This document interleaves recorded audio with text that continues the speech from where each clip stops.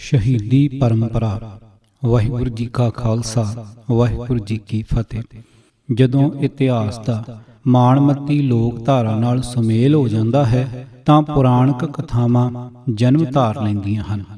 ਸਿੱਖ ਪੰਥ ਦੀ ਇਹ ਖਾਸ ਕੌਮੀ ਵਿਲੱਖਣਤਾ ਹੈ ਕਿ ਉਹ ਆਪਣੇ ਸ਼ਹੀਦਾਂ ਤੇ ਸੂਰਮਿਆਂ ਪ੍ਰਤੀ ਹੱਦੋਂ ਵੱਧ ਨਿਸ਼ਠਾਵਾਨ ਤੇ ਭਾਵੁਕ ਹੈ। ਧਰਮ ਹੇਤੁ ਕੁਰਬਾਨ ਹੋਏ ਸ਼ਹੀਦ ਸਿੱਖ ਕੌਮ ਦੇ ਸੱਭਿਆਚਾਰਕ ਆਦਰਸ਼ ਹਨ। ਸਿੱਖ ਇਤਿਹਾਸ, ਸੱਭਿਆਚਾਰ ਤੇ ਪਰੰਪਰਾ ਅੰਦਰ ਸ਼ਹੀਦਾਂ ਤੇ ਨਾਇਕਾਂ ਦਾ ਮਰਤਬਾ ਬਹੁਤ ਉੱਚਾ ਹੈ, ਇੱਕਦਮ ਪੂਜਣਯੋਗ। ਸ਼ਹੀਦ ਸਿੱਖ ਇਤਿਹਾਸ ਦਾ ਗੌਰਵ ਹਨ, ਵਿਰਸੇ ਦੀ ਸ਼ੋਭਾ ਜਿਨ੍ਹਾਂ ਉੱਤੇ ਸਿੱਖਾਂ ਨੂੰ ਉਚੇਚਾ ਮਾਣ ਹੈ। ਸਿੱਖ ਹਿਰਦਿਆਂ ਅੰਦਰ ਉਹਨਾਂ ਪ੍ਰਤੀ ਅਟੁੱਟ ਡੂੰਘੀ ਸ਼ਰਧਾ ਤੇ ਅਸ਼ਦ ਸਤਿਕਾਰ ਹੈ। ਨਾਲ ਹੀ ਮਨਾਂ ਅੰਦਰ ਉਹਨਾਂ ਵਰਗੇ ਬਣਨ ਦੀ ਧੂਵੀਂ ਆਰਜ਼ੂ ਹੈ। ਸਿੱਖ ਇਤਿਹਾਸ ਦੀ ਸਿਰਜਣਾ ਵਿੱਚ ਸ਼ਹਾਦਤ ਦੀ ਭੂਮਿਕਾ ਇੰਨੀ ਗੂੜ੍ਹੀ ਤੇ ਉੱਭਰਵੀਂ ਹੈ ਕਿ ਸ਼ਹੀਦਾਂ ਤੋਂ ਬਿਨਾਂ ਸਿੱਖ ਇਤਿਹਾਸ ਨੂੰ ਚਿਤਵਿਆ ਨਹੀਂ ਜਾ ਸਕਦਾ। ਉਹਨਾਂ ਇਤਿਹਾਸ ਸਿਰਜਿਆ ਹੀ ਨਹੀਂ, ਉਹਨਾਂ ਇਸ ਦਾ ਵਹਿਣ ਹੀ ਬਦਲ ਕੇ ਰੱਖ ਦਿੱਤਾ। ਸਿੱਖ ਜਿੰਨੀ ਸ਼ਿੱਦਤ ਤੇ ਅਦਬ ਪਿਆਰ ਦੇ ਨਾਲ ਆਪਣੇ ਸ਼ਹੀਦਾਂ ਤੇ ਨਾਇਕਾਂ ਨੂੰ ਯਾਦ ਕਰਦੇ ਹਨ, ਸ਼ਾਇਦ ਹੀ ਕੋਈ ਹੋਰ ਕੌਮ ਕਰਦੀ ਹੋਵੇ। ਉਹ ਉਹਨਾਂ ਨੂੰ ਮੁੜ-ਮੁੜ ਚੇਤੇ ਕਰਦੇ ਹਨ।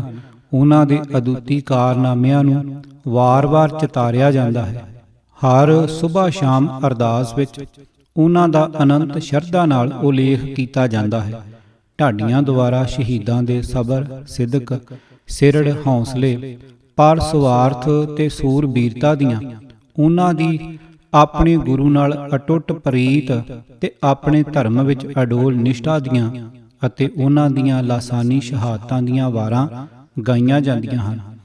19ਵੀਂ ਸਦੀ ਦੀ ਆਖਰੀ ਚੌਥਾਈ ਦੇ ਇੱਕ ਉੱਘੇ ਸਿੱਖ ਵਿਦਵਾਨ, ਲੇਖਕ, ਸਿੱਖਿਆ ਸ਼ਾਸਤਰੀ ਤੇ ਸਮਾਜ ਸੁਧਾਰਕ ਭਗਤ ਲਛਮਣ ਸਿੰਘ ਦੀ ਸਿੱਖ ਸ਼ਹੀਦਾਂ ਬਾਰੇ ਲੇਖ ਰਚਨਾ ਦਾ ਹੇਠਾਂ ਦਿੱਤਾ ਅੰਸ਼ ਸਿੱਖਾਂ ਦੀ ਆਪਣੇ ਸ਼ਹੀਦਾਂ ਪ੍ਰਤੀ ਸ਼ਰਧਾ ਤੇ ਸਨੇਹ ਭਾਵ ਦੀ ਸਹੀ ਤਸਵੀਰ ਮੁਹੱਈਆ ਕਰਦਾ ਹੈ।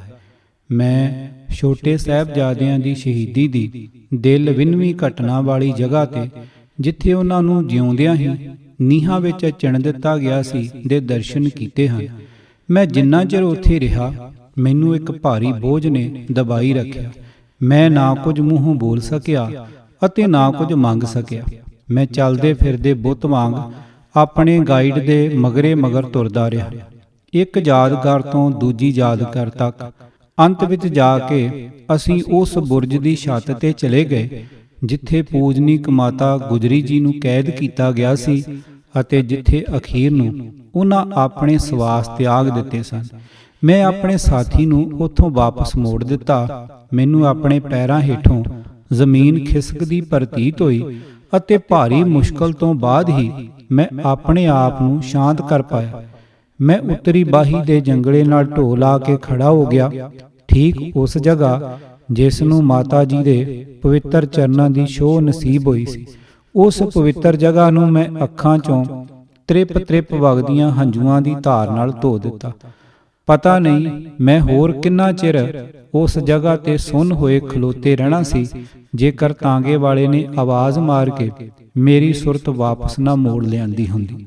ਸਿੱਖ ਧਰਮ ਅੰਦਰ ਕੋਈ ਵਿਅਕਤੀ ਖਾਲੀ ਨਾਉਂ ਕਮਾਉਣ ਲਈ ਜਾਂ ਮਰਨ ਦਾ ਠਰਕ ਪੂਰਾ ਕਰਨ ਲਈ ਅਤੇ ਜਾਂ ਜਿਵੇਂ ਕਿ ਕੁਰਬਾਨੀ ਨੂੰ ਹਿੰਦੂ ਨਜ਼ਰੀਏ ਤੋਂ ਦੇਖਿਆ ਜਾਂਦਾ ਹੈ, ਕਿਸੇ ਦੇਵੀ ਦੇਵਤੇ ਨੂੰ ਰਿਝਾਉਣ ਲਈ ਜਾਨ ਦੀ ਬਲੀ ਨਹੀਂ ਦਿੰਦਾ।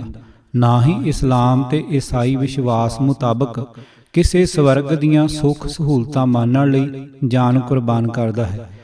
ਇਸ ਸਭ ਕੁਝ ਤੋਂ ਹਟ ਕੇ ਉਹ ਕੁਝ ਖਾਸ ਅਸੂਲਾਂ ਤੇ ਆਦਰਸ਼ਾਂ ਲਈ ਆਪਾ ਕੁਰਬਾਨ ਕਰਦਾ ਹੈ। ਸਿੱਖ ਸ਼ਹਾਦਤ ਦਾ ਅਸੂਲਾਂ ਤੇ ਆਦਰਸ਼ਾਂ ਨਾਲ ਜੁੜੇ ਹੋਣਾ ਇਸ ਨੂੰ ਨਿਆਰਾ ਮਹੱਤਵ ਪ੍ਰਦਾਨ ਕਰ ਦਿੰਦਾ ਹੈ। ਇਸੇ ਤਰ੍ਹਾਂ ਸਿੱਖ ਸ਼ਹਾਦਤ ਦਾ ਇੱਕ ਹੋਰ ਨਿਆਰਾ ਤੇ ਅਹਿਮ ਪੱਖ ਇਹ ਹੈ ਕਿ ਇਸ ਦੇ ਥੀਮ ਅੰਦਰ ਵੱਖਰੀ ਪਛਾਣ ਦਾ ਸੰਕਲਪ ਗੂੜ੍ਹੀ ਤਰ੍ਹਾਂ ਸਮਾਇਆ ਹੋਇਆ ਹੈ। ਇਤਿਹਾਸ ਅੰਦਰ ਸਿੱਖ ਕੁਰਬਾਨੀਆਂ ਦਾ ਉਗੜਵਾਂ ਲੱਛਣ ਇਹਨਾਂ ਦਾ ਸਿੱਖ ਪੰਥ ਦੀ ਆਪਣੇ ਨਿਆਰੇਪਣ ਦੀ ਰਾਖੀ ਦੇ ਕਰਮ ਨਾਲ ਜੁੜੇ ਹੋਣਾ ਹੈ। 5ਵੇਂ ਤੇ 9ਵੇਂ ਪਾਤਸ਼ਾਹ ਸਮੇਤ ਪੁਰਾਤਨ ਸਿੱਖ ਸ਼ਹੀਦਾਂ ਦੁਆਰਾ ਵੇਲੇ ਦੀ ਹੁਕਮਰਾਨ ਸ਼ਕਤੀ ਦੀਆਂ ਮੁਸਲਿਮ ਧਰਮ ਕਬੂਲ ਲੈਣ ਦੀਆਂ ਪੇਸ਼ਕਸ਼ਾਂ ਨੂੰ ਹਕਾਰਤ ਨਾਲ ਠੁਕਰਾ ਦੇਣ ਦੇ ਪੈਂਤੜੇ ਪਿੱਛੇ ਉਹਨਾਂ ਦਾ ਆਪਣੀ ਨਿਆਰੀ ਧਾਰਮਿਕ ਹਸਤੀ ਨਾਲ ਲਗਾਓ ਤੇ ਇਸ ਦੇ ਵਾਸਤੇ ਜਾਨ ਤੱਕ ਨਿਸ਼ਾਵਰ ਕਰ ਦੇਣ ਦਾ ਮੂੰਹ ਜ਼ੋਰ ਜਜ਼ਬਾ ਪ੍ਰਤੱਖ ਜ਼ਾਹਰ ਹੁੰਦਾ ਹੈ। ਪੁਰਾਤਨ ਸਿੱਖ ਸਾਹਿਤ ਅੰਦਰ ਇਸ ਪੱਖ ਉੱਤੇ ਖਾਸ ਤੌਰ ਤੇ ਬਲ ਦਿੱਤਾ ਗਿਆ ਹੈ। ਆਰਾਮ ਰਾਏ ਦੀ ਸਾਖੀ ਤੋਂ ਇਹ ਸੱਚ ਸਵੈ ਸਿੱਧ ਹੀ ਪ੍ਰਗਟ ਹੋ ਉੱਠਦਾ ਹੈ ਕਿ ਮਸਲਾ ਸਿਰਫ ਬਾਹਰੀ ਸਰੂਪ ਬਾਹਰੀ ਚਿੰਨ੍ਹਾਂ ਦਾ ਹੀ ਨਹੀਂ ਸੀ, ਸਗੋਂ ਬਰਾਬਰ ਵਿਚਾਰਧਾਰਾ ਦਾ ਵੀ ਸੀ। ਸਤਵੇਂ ਗੁਰੂ ਨੇ ਆਪਣੇ ਹੀ ਪੁੱਤਰ ਦੀ ਸਿਧਾਂਤਕ ਥਿੜਕਣ ਦਾ ਤਿੱਖਾ ਨੋਟਿਸ ਲੈਂਦਿਆਂ ਇਸ ਵਿਰੁੱਧ ਅਡੋਲ ਅਸੂਲੀ ਪੋਜੀਸ਼ਨ ਅਖਤਿਆਰ ਕਰਕੇ ਸਿੱਖਾਂ ਨੂੰ ਇਹ ਤਾੜਵਾਂ ਸੰਦੇਸ਼ ਦੇ ਦਿੱਤਾ ਸੀ ਕਿ ਵੇਲੇ ਦੀ ਹੁਕਮਰਾਨ ਤਾਕਤ ਦੇ ਜ਼ੁਲਮਾਂ ਤੋਂ ਡਰਦਿਆਂ ਜਾਂ ਉਸ ਨਾਲ ਸਮਝੌਤੇ ਦੀ ਲਾਲਸਾ ਨਾਲ ਕੋਈ ਵਿੱਚ ਵਿਚਾਲੇ ਦਾ ਰਸਤਾ ਤਲਾਸ਼ਣ ਦੀ ਰੁਚੀ ਵਸ ਸਿੱਖ ਸਿਧਾਂਤਾਂ ਅੰਦਰ ਕੋਈ ਤੋੜ ਫੋੜ ਜਾਂ ਫੇਰ ਬਦਲ ਕਰਨ ਦੇ ਯਤਨ ਨੂੰ ਕਿਸੇ ਵੀ ਸੂਰਤ ਪ੍ਰਵਾਨਗੀ ਨਹੀਂ ਮਿਲੇਗੀ ਅਤੇ ਅਜਿਹੀ ਬੱਜਰ ਸਿਧਾਂਤਕ ਕੁਰੈਤ ਕਰਨ ਵਾਲੇ ਨੂੰ ਸਿੱਖ ਪੰਥ ਵੱਲੋਂ ਹਮੇਸ਼ਾ ਲਈ ਢਿਕਾਰ ਦਿੱਤਾ ਜਾਵੇਗਾ। ਸੋ ਸਿੱਖ ਸ਼ਹਾਦਤ ਦੇ ਅਮਲ ਨਾਲ ਸੁਭਾਵਕ ਤੇ ਅਟਲ ਰੂਪ ਵਿੱਚ ਸਿੱਖ ਕੌਮ ਅੰਦਰ ਨਿਆਰੀ ਹਸਤੀ ਦਾ ਜਜ਼ਬਾ ਪ੍ਰਫੁੱਲਤ ਹੁੰਦਾ ਹੈ। ਵੇਲੇ ਦੀ ਹੁਕਮਰਾਨ ਤਾਕਤ ਨੇ ਜਦ ਵੀ ਕਿਸੇ ਵੀ ਕਾਰਨ ਕਰਕੇ ਸਿੱਖ ਕੌਮ ਦੇ ਨਿਆਰੇਪਣ ਨੂੰ ਨਕਾਰਨ ਜਾਂ ਮਿਟਾਉਣ ਲਈ ਜ਼ਿੱਦ ਕੀਤੀ ਹੈ ਤਾਂ ਸਿੱਖ ਕੌਮ ਨੇ ਸ਼ਹਾਦਤਾਂ ਦੀ ਝੜੀ ਲਾ ਕੇ ਆਪਣੇ ਇਸ ਨਿਆਰੇਪਣ ਨੂੰ ਹਮੇਸ਼ਾ ਬੁਲੰਦ ਰੱਖਿਆ ਹੈ। ਅਸਲ ਵਿੱਚ ਸਿੱਖ ਜਦ ਵਿਰੋਧੀ ਵਰਗ ਦੇ ਜ਼ੁਲਮਾਂ ਦਾ ਟਾਕਰਾ ਕਰ ਰਹੇ ਹੁੰਦੇ ਹਨ ਤਾਂ ਆਪਣੀਆਂ ਕੁਰਬਾਨੀਆਂ ਤੇ ਸ਼ਹਾਦਤਾਂ ਦੇ ਜ਼ਰੀਏ ਉਹ ਆਪਣੇ ਲਹੂ ਨਾਲ ਵਿਰੋਧੀ ਵਰਗ ਨਾਲੋਂ ਵਖਰੇਵੇਂ ਦੀ ਗੂੜੀ ਅਮਿੱਟ ਲੀਕ ਖਿੱਚ ਰਹੇ ਹੁੰਦੇ ਹਨ। ਉਹ ਵਿਰੋਧੀ ਵਰਗ ਨੂੰ ਆਪਣੇ ਨਾਲੋਂ ਅਲੱਗ ਹੀ ਨਹੀਂ, ਉਸ ਨੂੰ ਨੈਤਿਕ ਪੱਖ ਤੋਂ ਗੁਨਾਹਗਾਰ ਵੀ ਸਾਬਤ ਕਰ ਰਹੇ ਹੁੰਦੇ ਹਨ। ਆਪਣੀ ਨਿਡਰਤਾ ਤੇ ਸੂਰਮ ਗਤੀ ਨਾਲ ਉਹ ਦੁਸ਼ਮਣ ਨੂੰ ਕਾਇਰ ਤੇ ਕਮਜ਼ੋਰ ਦਰਸਾ ਰਹੇ ਹੁੰਦੇ ਹਨ। ਇਸ ਕਰਕੇ ਸਿੱਖ ਜਦ ਆਪਣੀਆਂ ਕੁਰਬਾਨੀਆਂ ਤੇ ਸ਼ਹਾਦਤ ਨੂੰ ਉਚਾਰ ਰਹੇ ਹੁੰਦੇ ਹਨ ਤਾਂ ਇਸ ਨਾਲ ਉਹ ਆਪਣੇ ਵਿਰੋਧੀ ਵਰਗ ਨਾਲੋਂ ਖਿੱਚੀ ਨਖੇੜੇ ਦੀ ਲੀਕ ਨੂੰ ਹੋਰ ਗੂੜਾ ਕਰ ਰਹੇ ਹੁੰਦੇ ਹਨ। ਠੀਕ ਇਹੀ ਵਜ੍ਹਾ ਹੈ ਕਿ ਹਰ ਯੁੱਗ ਅੰਦਰ ਨਿਆਰੀ ਸਿੱਖ ਹਸਤੀ ਨੂੰ ਮਿਟਾਉਣ ਤੇ ਤੁਲੇ ਹਰ ਹਾਕਮ, ਉਹਨਾਂ ਦਾ ਧਰਮ, ਨਸਲ ਜਾਂ ਜ਼ਾਤ ਕੋਈ ਵੀ ਹੋਵੇ, ਨੇ ਸਿੱਖ ਸ਼ਹਾਦਤਾਂ ਦੀ ਆਭਾ ਨੂੰ ਧੁੰਦਲਿਆਂ ਪਾਉਣ ਅਤੇ ਇਹਨਾਂ ਦੇ ਅਰਥਾਂ ਤੇ ਮਹੱਤਵ ਨੂੰ ਪੇਤਲੇ ਪਾਉਣ ਦੇ ਪਰਜ਼ੋਰ ਯਤਨ ਕੀਤੇ ਹਨ। ਇਹੀ ਵਜ੍ਹਾ ਸੀ ਕਿ ਦਰਬਾਰ ਸਾਹਿਬ ਉੱਤੇ ਹਮਲੇ ਤੋਂ ਬਾਅਦ ਭਾਰਤ ਦੇ ਹਿੰਦੂ ਹੁਕਮਰਾਨ ਵਰਗ ਦਾ ਸਾਰਾ ਜ਼ੋਰ ਇਸ ਗੱਲ ਤੇ ਲੱਗ ਗਿਆ ਸੀ ਕਿ ਜਿਵੇਂ ਕਿਵੇਂ ਵੀ ਸਿੱਖਾਂ ਨੂੰ ਦਰਬਾਰ ਸਾਹਿਬ ਦੀ ਰਾਖੀ ਕਰਦਿਆਂ ਸ਼ਹੀਦ ਹੋਏ ਸਿੱਖ ਜੁਝਾਰੂਆਂ ਤੋਂ ਅਤੇ ਗਿਆਨੀ ਜਰਨੈਲ ਸਿੰਘ ਭਿੰਡਰਾਂਵਾਲੇ ਤੋਂ ਤਾਂ ਖਾਸ ਕਰਕੇ ਹੀ ਬੇਮੁਖ ਹੋਣ ਲਈ ਪ੍ਰੇਰਿਆ ਜਾਵੇ। ਉਹਨਾਂ ਇਸ ਗੱਲ ਦਾ ਖਾਸ ਖਿਆਲ ਰੱਖਿਆ ਕਿ ਇਹਨਾਂ ਜੁਝਾਰੂਆਂ ਨੂੰ ਕਿਸੇ ਵੀ ਸਿੱਖਾਂ ਦੇ ਕੌਮੀ ਸ਼ਹੀਦਾਂ ਦਾ ਰੁਤਬਾ ਨਾ ਦਿੱਤਾ ਜਾਵੇ, ਇਹਨਾਂ ਦੀਆਂ ਸ਼ਹੀਦੀ ਯਾਦਗਾਰਾਂ ਕਾਇਮ ਨਾ ਕੀਤੀਆਂ ਜਾਣ। ਸਿੱਖ ਅਰਦਾਸ ਅੰਦਰ ਇਹਨਾਂ ਦਾ ਕਿਸੇ ਵੀ ਰੂਪ ਵਿੱਚ ਸਿੱਧਾ ਜਾਂ ਅਸਿੱਧਾ ਜ਼ਿਕਰ ਨਾ ਕੀਤਾ ਜਾਵੇ ਅਤੇ ਇਹਨਾਂ ਦੇ ਸ਼ਹੀਦੀ ਕਰਮ ਨੂੰ ਵੀ ਕਿਸੇ ਵੀ ਤਰ੍ਹਾਂ ਸਲਾਹਿਆ ਤੇ ਉਚਿਆਇਆ ਨਾ ਜਾਵੇ, ਕਿਉਂਕਿ ਆਪਣੀ ਵਿਰਾਸਤ ਤੇ ਪਹਿਰਾ ਦਿੰਦਿਆਂ ਇਹਨਾਂ ਨੇ ਆਪਣੇ ਲਹੂ ਨਾਲ ਹਿੰਦੂ ਸਮਾਜ ਨਾਲੋਂ ਸਿੱਖ ਪੰਥ ਦੇ ਵੱਖਰੇਪਣ ਦੀ ਜੋ ਗੂੜੀ ਲੀਕ ਵਾਹ ਦਿੱਤੀ ਸੀ, ਉਹ ਲੀਕ ਹਿੰਦੂ ਹਾਕਮਾਂ ਲਈ ਡੂੰਘੀ ਚਿੰਤਾ ਤੇ ਪਰੇਸ਼ਾਨੀ ਦਾ ਕਾਰਨ ਬਣ ਗਈ ਸੀ। ਉਹ ਇਸ ਲੀਕ ਨੂੰ ਮਿਟਾ ਦੇਣ ਤੇ ਤਹੂ ਸਨ। ਇਸ ਮਕਸਦ ਲਈ ਉਹਨਾਂ ਜੋ ਤਰਕੀਬਾਂ ਘੜੀਆਂ ਅਤੇ ਸਿੱਖਾਂ ਅੰਦਰਲੇ ਹੀ ਕੁਝ ਤੱਤਾਂ ਦਾ ਜਿਸ ਕਦਰ ਆਪਣੇ ਹੱਥ ਠੋਕਿਆਂ ਵਜੋਂ ਇਸਤੇਮਾਲ ਕੀਤਾ, ਇਸ ਦਾ ਜ਼ਿਕਰ ਕਿਤੇ ਅੱਗੇ ਜਾ ਕੇ ਕੀਤਾ ਜਾਵੇਗਾ।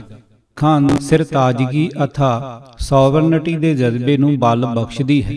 ਸਿੱਖਾਂ ਦਾ ਇਹ ਵਿਸ਼ਵਾਸ ਹੈ ਕਿ ਉਹਨਾਂ ਨੂੰ ਸਿਰਤਾਜ਼ਗੀ ਗੁਰੂ ਸਾਹਿਬ ਨੇ ਬਖਸ਼ਣਾ ਦਾ ਜਨਮ ਸਿੱਧ ਅਤੇ ਸੁਤੰਤਰ ਅਧਿਕਾਰ ਹੈ ਅਤੇ ਇਸ ਅਧਿਕਾਰ ਨੂੰ ਮਾਣਨ ਲਈ ਉਹ ਕੋਈ ਵੀ ਕੁਰਬਾਨੀ ਦੇਣ ਲਈ ਤਿਆਰ ਹਨ। ਸਿੱਖਾਂ ਦਾ ਇਹ ਵੀ ਪੱਕਾ ਵਿਸ਼ਵਾਸ ਹੈ ਕਿ ਜ਼ੁਲਮਾਂ ਤੇ ਕੁਰਬਾਨੀਆਂ ਨਾਲ ਪਾਪ ਦਾ ਬੇੜਾ ਭਰ ਕੇ ਡੁੱਬ ਜਾਂਦਾ ਹੈ। ਜਿਵੇਂ ਗੁਰੂ ਸਾਹਿਬਾਨ ਤੇ ਹੋਰਨਾਂ ਸਿੱਖ ਸ਼ਹੀਦਾਂ ਦੀਆਂ ਕੁਰਬਾਨੀਆਂ ਨਾਲ ਮੁਗਲ ਹਕੂਮਤ ਦੇ ਪਾਪਾਂ ਦਾ ਬੇੜਾ ਅੰਤ ਨੂੰ ਡੁੱਬ ਗਿਆ ਸੀ ਅਤੇ ਫਿਰ ਸਿੱਖਾਂ ਵੱਲੋਂ ਵਸੀਹ ਪੈਮਾਨੇ ਤੇ ਝੱਲੇ ਜ਼ੁਲਮਾਂ ਤੇ ਉਹਨਾਂ ਦੀਆਂ ਸਿਦਕ ਭਰੀਆਂ ਕੁਰਬਾਨੀਆਂ ਸਦਕਾ ਭਾਰਤ ਵਿੱਚੋਂ ਬਰਤਾਨਵੀ ਸਾਮਰਾਜ ਦਾ ਸੂਰਜ ਅਸਤ ਹੋ ਗਿਆ ਸੀ, ਉਵੇਂ ਹੀ ਭਾਰਤ ਦੇ ਮੌਜੂਦਾ ਹੁਕਮਰਾਨਾਂ ਵੱਲੋਂ ਸਿੱਖ ਪੰਥ ਉੱਤੇ ਢਾਏ ਗਏ ਅਤੇ ਢਾਹੇ ਜਾ ਰਹੇ ਘਿਨਾਉਣੇ ਜ਼ੁਲਮਾਂ ਦਾ ਨਤੀਜਾ ਵੀ ਹਿੰਦੂ ਸਲਤਨਤ ਦੇ ਖੇਰੂ ਹੋਣ ਵਿੱਚ ਨਿਕਲੇਗਾ। ਸਿੱਖਾਂ ਦਾ ਇਹ ਵਿਸ਼ਵਾਸ ਤੇ ਗੁਰੂ ਵਿੱਚ ਅਡੋਲ ਨਿਸ਼ਚਾ ਹੀ ਉਹਨਾਂ ਨੂੰ ਇਤਿਹਾਸ ਅੰਦਰ ਸਰਗਰਮ ਹੋਣ ਲਈ ਪ੍ਰੇਰਦਾ ਹੈ। ਉੱਗੀ ਮਾਨਵ ਵਿਗਿਆਨੀ ਜੋਇਸ ਪੈਟੀਗ੍ਰਿਊ, ਜਿਸ ਨੇ ਸਿੱਖ ਪਰੰਪਰਾ ਤੇ ਸੱਭਿਆਚਾਰ ਨੂੰ ਡੂੰਘਾ ਉਤਰ ਕੇ ਸਮਝਣ ਦੇ ਯਤਨ ਕੀਤੇ ਹਨ, ਦੀ ਅਜੋਕੇ ਸਿੱਖ ਸੰਘਰਸ਼ ਬਾਰੇ ਇਹ ਸਿਧਾਂਤਕ ਧਾਰਨਾ ਗਹਿਰਾ ਧਿਆਨ ਖਿੱਚਦੀ ਹੈ ਕਿ ਇਹ ਮਹਿਜ ਰੋਜ਼ਮਰਾ ਜ਼ਿੰਦਗੀ ਦੇ ਵਾਕਿਆਤ ਹੀ ਨਹੀਂ ਸਨ ਜਿਨ੍ਹਾਂ ਨੇ ਸਿੱਖਾਂ ਨੂੰ ਭਾਰਤੀ ਰਾਜ ਵਿਰੁੱਧ ਹਥਿਆਰ ਉਠਾਉਣ ਲਈ ਉਤੇਜਿਤ ਕੀਤਾ। ਸਿੱਖ ਧਾਰਮਿਕ ਪਰੰਪਰਾ ਦੇ ਕੁਝ ਪਹਿਲੂ ਹੀ ਅਜਿਹੇ ਹਨ ਜਿਨ੍ਹਾਂ ਚੋਂ ਰਾਜ ਵਿਰੁੱਧ ਟੱਕਰ ਲੈਣ ਦਾ ਵਿਚਾਰ ਪ੍ਰਗਟ ਹੋਇਆ। ਖਾਸ ਕਰਕੇ ਇਹ ਧਾਰਨਾ ਕਿ ਸਮਾਜ ਅੰਦਰ ਨਿਆਂ ਬਹਾਲ ਕਰਨ ਲਈ ਤਾਕਤ ਦੀ ਵਰਤੋਂ ਕਰਨਾ ਸਿੱਖਾਂ ਦਾ ਅਧਿਕਾਰ ਵੀ ਹੈ ਤੇ ਨਾਲ ਹੀ ਧਾਰਮਿਕ ਫਰਜ਼ ਵੀ, ਅਤੇ ਇਹ ਵੀ ਕਿ ਲੜਾਈ ਹੱਸਦਿਆਂ ਤੇ ਬੁਲੰਦ ਹੌਸਲੇ ਨਾਲ ਲੜੀ ਜਾਵੇ ਅਤੇ ਇਸ ਵਿੱਚ ਕੋਈ ਕਮਜ਼ੋਰੀ ਨਾ ਦਿਖਾਈ ਜਾਵੇ। ਹਥਿਆਰਬੰਦ ਹੋ ਕੇ ਜਾਬਰ ਨਾਲ ਟੱਕਰ ਲੈਣ ਦੇ ਕਰਮ ਨੂੰ ਕੁਝ ਖਾਸ ਕਿਸਮ ਦੇ ਪਾਪਾਂ ਤੇ ਸਮੁੱਚੇ ਜ਼ੁਲਮਾਂ ਵਿਰੁੱਧ ਸ਼ਾਨਮੱਤਾ ਨੈਤਿਕ ਪ੍ਰਤੀਕਰਮ ਮੰਨਿਆ ਜਾਂਦਾ ਹੈ। ਇਸ ਕਰਕੇ ਖੁਦ ਮੁਖਤਿਆਰੀ, ਆਟੋਨਮੀ ਅਤੇ ਫਿਰ ਸਿਰਤਾਜਗੀ, ਸੋਵਰਨਟੀ ਲਈ ਲਾਮਬੰਦੀ ਦੇ ਅਮਲ ਅੰਦਰ ਭਲੇ ਹੀ ਜਨ ਸਮੂਹ ਦੇ ਸਰੋਕਾਰਾਂ ਨੂੰ ਮੁੱਖ ਰੱਖਿਆ ਗਿਆ, ਪਰ ਇਸ ਜੱਦੋ ਜਹਿਦ ਦੇ ਸੱਭਿਆਚਾਰਕ ਤੇ ਧਾਰਮਿਕ ਸੰਦਰਭ ਵਿੱਚ ਬਹੁਤ ਅਹਿਮੀਅਤ ਰੱਖਦੇ ਹਨ। ਖਾੜਕੂ ਸੰਘਰਸ਼ ਵਿੱਚ ਸ਼ਾਮਲ ਸਭਨਾਂ ਲੋਕਾਂ ਦਾ ਇਹ ਦ੍ਰਿੜ ਵਿਸ਼ਵਾਸ ਸੀ ਕਿ 1699 ਤੋਂ ਹੀ ਸਿੱਖ ਇੱਕ ਵੱਖਰੀ ਕੌਮ ਹਨ। ਸ਼ਹਾਦਤ ਦਾ ਅਮਲ ਸਿੱਖ ਪੰਥ ਅੰਦਰ ਕੌਮੀਅਤ ਦਾ ਸੰਕਲਪ ਤੇ ਜਜ਼ਬਾ ਦ੍ਰਿੜ ਕਰਦਾ ਹੈ। ਸਿੱਖ ਆਪਣੇ ਕਿਸੇ ਨਿੱਜੀ ਸਰੋਕਾਰ, ਲੋਭ ਲਾਲਚ ਜਾਂ ਫਾਇਦੇ ਲਈ ਆਪਾ ਨਹੀਂ ਵਾਰਦੇ। ਉਹ ਪੰਥ ਦੇ ਸਮੂਹਕ ਹਿੱਤਾਂ ਲਈ ਪ੍ਰਮੁੱਖ ਰੱਖ ਕੇ ਹੀ ਜ਼ੁਲਮਾਂ ਤੇ ਤਸੀਹਾਂ ਨੂੰ ਖਿੜੇ ਮੱਥੇ ਝੱਲਦਾ ਅਤੇ ਲੋੜ ਪੈਣ ਤੇ ਆਪਣੀ ਜਾਨ ਤੱਕ ਦੀ ਬਾਜ਼ੀ ਲਾ ਦਿੰਦਾ ਹੈ। ਇਸ ਤਰ੍ਹਾਂ ਸਿੱਖਾਂ ਦਾ ਇਹ ਸਾਂਝਾ ਲਕਸ਼, ਸਾਂਝੀ ਸੋਚ ਤੇ ਸਾਂਝਾ ਅਨੁਭਵ ਉਹਨਾਂ ਅੰਦਰ ਸਮੂਹਕ ਰੂਪ ਵਿੱਚ ਅਤੇ ਅਟੱਲ ਤੌਰ ਤੇ ਸਾਂਝੀ ਕੌਮੀ ਸਪਿਰਿਟ ਪੈਦਾ ਕਰਦਾ ਹੈ। ਪੈਟੀਗਰੂ ਦੇ ਸ਼ਬਦਾਂ ਵਿੱਚ ਆਪਣੇ ਸੂਰਮਗਤੀ ਭਰੇ ਕਾਰਨਾਮਿਆਂ ਰਾਹੀਂ ਸਿੱਖ ਨਿਰਾਪੁਰਾ ਇੱਕ ਲੰਮੀ ਭਰਮੀ ਤੇ ਮਾਣਮੱਤੀ ਪਰੰਪਰਾ ਨੂੰ ਹੀ ਚਾਰ ਚੰਨ ਨਹੀਂ ਲਗਾਉਂਦੇ, ਸਗੋਂ ਉਹ ਪੰਥ ਦੀ ਨਿਗੂਣੀ ਹਸਤੀ ਨੂੰ ਵੱਡਾ ਮਹੱਤਵ ਬਖਸ਼ ਦਿੰਦੇ ਹਨ। ਪਿਛਲੀਆਂ 2 ਸਦੀਆਂ ਦੇ ਸਮੁੱਚੇ ਸਿੱਖ ਅਮਲ ਉੱਤੇ ਘੋਖ ਵੀ ਨਜ਼ਰ ਮਾਰਿਆਂ ਇਤਿਹਾਸ ਦਾ ਇਹ ਮਿਜ਼ਾਜ ਪਛਾਣਨਾ ਔਖਾ ਨਹੀਂ ਕਿ ਸਿੱਖਾਂ ਅੰਦਰ ਕੁਰਬਾਨੀ ਤੇ ਸ਼ਹਾਦਤ ਦਾ ਜੋਸ਼ ਅਤੇ ਜਜ਼ਬਾ ਹਮੇਸ਼ਾ ਇੱਕੋ ਪੱਧਰ ਤੇ ਨਹੀਂ ਰਹਿੰਦਾ। ਇਹ ਕਈ ਵੇਰਾਂ ਲੰਮੀ ਮੁੱਦਤ ਤੱਕ ਸੁਸਤਾਇਆ ਸਿਥਲ ਅਵਸਥਾ ਵਿੱਚ ਪਿਆ ਰਹਿੰਦਾ ਹੈ, ਪਰ ਫਿਰ ਕੁਦਰਤ ਦਾ ਕਹਿ ਲਓ ਜਾਂ ਹਾਲਤਾਂ ਦਾ ਕੋਈ ਅਜਿਹਾ ਢੋਅ ਟੁੱਕਦਾ ਹੈ ਕਿ ਇਹ ਮੁੜ ਤੋਂ ਦੂਣ ਸਵਾਏ ਜ਼ੋਰ ਨਾਲ ਕਿਰਿਆਸ਼ੀਲ ਹੋ ਉੱਠਦਾ ਹੈ। ਆਮ ਨਿਯਮ ਦੇ ਤੌਰ ਤੇ ਹੀ ਭਾਵੇਂ ਕਿ ਅਜਿਹੇ ਵਰਤਾਰਿਆਂ ਅੰਦਰ ਇਤਿਹਾਸਕ ਆਪ ਮੁਹਾਰਤਾ ਦੇ ਤਗੜੇ ਅੰਸ਼ ਮੌਜੂਦ ਹੁੰਦੇ ਹਨ, ਪਰ ਇਹ ਅਮਲ ਮੂਲੋਂ ਹੀ ਆਪ ਮੁਹਾਰੇ ਨਹੀਂ ਹੁੰਦਾ। ਹਰ ਵਾਰੀ ਇਤਿਹਾਸ ਦੇ ਮੰਚ ਤੇ ਇਸ ਅਮਲ ਨੂੰ ਸੇਧ ਤੇ ਉਗਾਸਾ ਦੇਣ ਵਾਲੀ ਕੋਈ ਕਰਤਾ ਮੁਖੀ ਤਾਕਤ ਹਾਜ਼ਰ ਹੁੰਦੀ ਹੈ, ਭਾਵੇਂ ਕਿ ਇਸ ਤਾਕਤ ਦੇ ਪ੍ਰਗਟ ਹੋਣ ਪਿੱਛੇ ਫਿਰ ਇਤਿਹਾਸ ਦੇ ਕੁਝ ਅਗੰਮੀ ਅਤੇ ਇਤਫਾਕੀਆ ਤੱਥ ਕੰਮ ਕਰ ਰਹੇ ਹੁੰਦੇ ਹਨ। ਦੇਖਿਆ ਗਿਆ ਹੈ ਕਿ ਪਿਛਲੇ ਲਗਭਗ 1.5 ਸਦੀ ਦੇ ਇਤਿਹਾਸ ਅੰਦਰ ਸਿੱਖਾਂ ਦੁਆਰਾ ਵੇਲੇ ਦੀ ਹੁਕਮਰਾਨ ਤਾਕਤ ਵਿਰੁੱਧ ਲੜੀ ਗਈ ਹਰ ਵੱਡੀ ਲੜਾਈ ਤੋਂ ਪਹਿਲਾਂ ਕੁਝ ਚੇਤੰਨ ਬੁੱਧ ਵਿਅਕਤੀਆਂ ਨੇ ਬਕਾਇਦਾ ਵਿਉਂਤਬੱਧ ਤਰੀਕੇ ਨਾਲ ਕੌਮ ਅੰਦਰ ਜਾਗਰਤੀ ਲਿਆਉਣ ਦੇ ਸੁਚੇਤ ਉਪਰਾਲੇ ਕੀਤੇ, ਜਿਸ ਵਿੱਚ ਸਿੱਖਾਂ ਅੰਦਰ ਕੁਰਬਾਨੀ ਤੇ ਸ਼ਹਾਦਤ ਦਾ ਜੋਸ਼ ਪੈਦਾ ਕਰਨ ਦੇ ਕਾਰਜ ਨੂੰ ਬਹੁਤ ਹੀ ਮਹੱਤਵਪੂਰਨ ਸਥਾਨ ਦਿੱਤਾ ਗਿਆ। ਇਸ ਮਕਸਦ ਲਈ ਬਿਨਾਂ ਛੋਟ ਸਿੱਖਾਂ ਦੇ ਸੂਰਮਗਤੀ ਦੇ ਕੁਰਬਾਨੀਆਂ ਭਰੇ ਇਤਿਹਾਸ ਨੂੰ ਉਚੇਚੇ ਤੌਰ ਤੇ ਅਤੇ ਬਹੁਤ ਹੀ ਪ੍ਰਭਾਵਸ਼ਾਲੀ ਢੰਗ ਨਾਲ ਚਿਤਾਰਿਆ ਤੇ ਪੁਕਾਰਿਆ ਜਾਂਦਾ ਰਿਹਾ। 20ਵੀਂ ਸਦੀ ਦੇ ਮੁੱਢਲੇ ਦਹਾਕਿਆਂ ਅੰਦਰ ਗੁਰਦੁਆਰਾ ਸੁਧਾਰ ਲਹਿਰ ਦੇ ਰੂਪ 'ਚ ਜੋ ਸ਼ਾਨਦਾਰ ਸਿੱਖ ਉਭਾਰ ਵੇਖਣ ਨੂੰ ਮਿਲਿਆ, ਉਸ ਤੋਂ ਪਹਿਲਾਂ ਸਿੰਘ ਸਭਾ ਲਹਿਰ ਤੇ ਚੀਫ ਖਾਲਸਾ ਦੀਵਾਨ ਦੀਆਂ ਜਾਨਦਾਰ ਤੇ ਸੁਚੇਤ ਰੂਪ ਕੋਸ਼ਾਂ ਦਾ ਸਦਕਾ ਸਿੱਖ ਵਾਯੂ ਮੰਡਲ ਨੂੰ ਸ਼ਹੀਦੀ ਪਰੰਪਰਾ ਨਾਲ ਤਰਬਤਰ ਕੀਤਾ ਜਾ ਚੁੱਕਾ ਸੀ। ਭਾਰਤ ਦੀ ਆਜ਼ਾਦੀ ਤੋਂ ਬਾਅਦ ਜਦ ਸਿੱਖਾਂ ਨੂੰ ਆਪਣੇ ਹੱਕਾਂ ਤੇ ਹਿੱਤਾਂ ਦੀ ਰਾਖੀ ਲਈ ਭਾਰਤ ਦੇ ਨਵੇਂ ਹਿੰਦੂ ਹਾਕਮਾਂ ਵਿਰੁੱਧ ਲੜਨ ਲਈ ਅਤੇ ਹਮੇਸ਼ਾ ਵਾਂਗ ਹੀ ਭਾਰੀ ਕੁਰਬਾਨੀਆਂ ਕਰਨ ਲਈ ਮਜਬੂਰ ਹੋਣਾ ਪਿਆ, ਤਾਂ ਸਿੱਖ ਕੌਮ ਦੀਆਂ ਅਗਵਾਨੂ ਤਾਕਤਾਂ ਅਕਾਲੀ ਦਲ ਨੇ ਕੌਮ ਅੰਦਰ ਜੰਗਜੂ ਸਪਿਰਟ ਪੈਦਾ ਕਰਨ ਲਈ ਸਿੱਖਾਂ ਦੇ ਸਿਦਕ ਤੇ ਕੁਰਬਾਨੀਆਂ ਭਰੇ ਇਤਿਹਾਸ ਅਤੇ ਵਿਰਸੇ ਦਾ ਮੁੜ-ਮੁੜ ਆਸਰਾ ਤੱਕਿਆ। ਇਸ ਸੰਘਰਸ਼ ਦੇ ਪਹਿਲੇ ਤਾਜ਼ਾਦਮ ਦੌਰ ਅੰਦਰ ਆਮ ਕਿਰਿਆ ਦੇ ਤੌਰ ਤੇ ਹੀ ਕਿਤਾਬਾਂ ਤੇ ਟਰੈਕਟਾਂ ਦੇ ਰੂਪ ਵਿੱਚ 20 ਰਸੀ ਸਾਹਿਤ ਛਾਪਣ ਵੰਡਣ ਤੋਂ ਇਲਾਵਾ ਅਕਾਲੀ ਦਲ ਦੁਆਰਾ ਪ੍ਰਕਾਸ਼ਿਤ ਕੀਤੇ ਜਾਂਦੇ ਰੋਜ਼ਾਨਾ ਅਖਬਾਰ ਜਥੇਦਾਰ ਅਕਾਲੀ ਵਗੈਰਾ ਵਿੱਚ ਕਰਮ ਸਿੰਘ ਜ਼ਖਮੀ ਤੇ ਗਿਆਨੀ ਭਜਨ ਸਿੰਘ ਦੇ ਇਤਿਹਾਸਕ 20 ਰਸੀ ਨਾਵਲ ਉਚੇਚੇ ਤੌਰ ਤੇ ਲੜੀਵਾਰ ਰੂਪ 'ਚ ਛਾਪੇ ਜਾਂਦੇ ਰਹੇ, ਜਿਨ੍ਹਾਂ ਨੇ ਉਸ ਮੌਕੇ ਸਿੱਖ ਪਾਠਕਾਂ ਦੇ ਮਨਾਂ ਤੇ ਗਹਿਰਾ ਅਸਰ ਛੱਡਿਆ, ਸਿੱਖਾਂਦਰੂਆਂ ਉੱਤੇ ਖਾਸ ਕਰਕੇ। ਉਸ ਤੋਂ ਬਾਅਦ ਸਿੱਖ ਕੌਮ ਦੇ ਅਜੋਕੇ ਲਹੂ 20ਵੇਂ ਸੰਘਰਸ਼ ਦਾ ਮੈਦਾਨ ਪੱਥਰਾਉਣ ਤੇ ਗਰਮਾਉਣ ਵਿੱਚ ਗਿਆਨੀ ਜਰਨੈਲ ਸਿੰਘ ਭਿੰਡਰਾਂਵਾਲੇ ਦੇ ਜੋਸ਼ ਉਪਜਾਊ ਕਥਨਾਂ, ਬਿਆਨਾਂ ਤੇ ਭਾਸ਼ਣਾਂ ਦੀ ਪ੍ਰਭਾਵਕਾਰੀ ਭੂਮਿਕਾ ਬਾਰੇ ਕਿਸੇ ਨੂੰ ਸੰਦੇਹ ਨਹੀਂ ਹੈ। ਇਤਿਹਾਸ ਅੰਦਰਲੇ ਸਿੱਖ ਸ਼ਹੀਦੀ ਕਾਰਨਾਮੇ ਇੱਕ ਤਾਂ ਵੈਸੇ ਹੀ ਇੰਨੇ ਪ੍ਰਭਾਵਸ਼ਾਲੀ ਤੇ ਰੋਮਾਂਚਕਾਰੀ ਹਨ ਕਿ ਇਹ ਮਨਾਂ ਉੱਤੇ ਬਹੁਤ ਹੀ ਕੀਲਵਾਂ ਅਸਰ ਛੱਡਦੇ ਹਨ। ਪਰ ਜਦ ਸਿੱਖ ਬਿਰਤਾਂਤਕਾਰਾਂ, ਪ੍ਰਚਾਰਕਾਂ, ਕਥਾਕਾਰਾਂ ਅਤੇ ਰਾਗੀਆਂ ਢਾਡੀਆਂ ਆਦਿ ਦੁਆਰਾ ਆਪਣੀਆਂ ਲਿਖਤਾਂ ਵਿੱਚ ਜਾਂ ਲੈਕਚਰਾਂ ਦੇ ਜ਼ਰੀਏ ਇਹਨਾਂ ਨੂੰ ਕਲਪਨਾ ਦੀ ਪੁੱਠ ਦੇ ਕੇ ਪੇਸ਼ ਕੀਤਾ ਜਾਂਦਾ ਹੈ, ਤਾਂ ਇਹਨਾਂ ਦੀ ਸ਼ਿੱਦਤ ਕਈ ਗੁਣਾ ਵੱਧ ਜਾਂਦੀ ਹੈ ਅਤੇ ਪਾਠਕਾਂ ਤੇ ਸਰੋਤਿਆਂ ਨੂੰ ਹਲੂਣ ਕੇ ਰੱਖ ਦਿੰਦੇ ਹਨ। ਉਦਾਹਰਣ ਦੇ ਤੌਰ ਤੇ ਚਮਕੌਰ ਸਾਹਿਬ ਦੀ ਜੰਗ ਅੰਦਰ ਵੱਡੇ ਸਾਹਿਬਜ਼ਾਦਿਆਂ ਦੀ ਸ਼ਹੀਦੀ ਦਾ ਪ੍ਰਸੰਗ ਸੁਣਾਉਂਦਿਆਂ ਜਦ ਗੁਰੂ ਸਾਹਿਬਾਨ ਦੁਆਰਾ ਆਪਣੇ ਲਾਡਲੇ ਪੁੱਤਰਾਂ ਨੂੰ ਆਪਣੇ ਹੱਥੀਂ ਸ਼ਹੀਦੀ ਬਾਣੇ ਪਹਿਨਾਉਣ ਅਤੇ ਫਿਰ ਮੂੰਹ ਭਿੱਜਿਆ ਥਾਪੜਾ ਦੇ ਕੇ ਜੰਗ ਦੇ ਮੈਦਾਨ ਨੂੰ ਤੋਰਨ ਦਾ ਦ੍ਰਿਸ਼ ਖਿੱਚਿਆ ਜਾਂਦਾ ਹੈ, ਤਾਂ ਇਸ ਨਾਲ ਅਜਿਹਾ ਵੈਰਾਗਮਈ ਤੇ ਵੀਰ ਰਸੀ ਮਾਹੌਲ ਸਿਰਜਿਆ ਜਾਂਦਾ ਹੈ ਕਿ ਸਰੋਤਿਆਂ ਦੀਆਂ ਅੱਖਾਂ ਅੰਦਰ ਇੱਕੋ ਮੌਕੇ ਪਾਣੀ ਤੇ ਲਹੂ ਉਤਰ ਆਉਂਦਾ ਹੈ। ਅਲੜ ਸਿੱਖ ਮਨ ਉੱਤੇ ਇਹਨਾਂ ਗੱਲਾਂ ਦਾ ਜੋ ਗੂੜਾ ਪ੍ਰਭਾਵ ਪੈਂਦਾ ਹੈ, ਉਸ ਦਾ ਵਰਣਨ ਇੱਕ ਬਜ਼ੁਰਗ ਸਿੱਖ ਕਮਿਊਨਿਸਟ ਸੰਗਰਾਮੀ ਸੋਹਣ ਸਿੰਘ ਜੋਸ਼ ਨੇ ਇਸ ਤਰ੍ਹਾਂ ਕੀਤਾ ਹੈ। ਬਚਪਨ ਦੇ ਵਿੱਚ ਪੰਜਾਬੀ ਸਿੱਖ ਲੈਣ ਉਪਰੰਤ ਮੈਂ ਗੁਰੂ ਸਾਹਿਬਾਨ ਤੇ ਉਹਨਾਂ ਦੀਆਂ ਸਿੱਖਿਆਵਾਂ ਬਾਰੇ ਜੋ ਵੀ ਹੱਥ ਲੱਗਾ ਪੜ੍ਹਨਾ ਸ਼ੁਰੂ ਕਰ ਦਿੱਤਾ।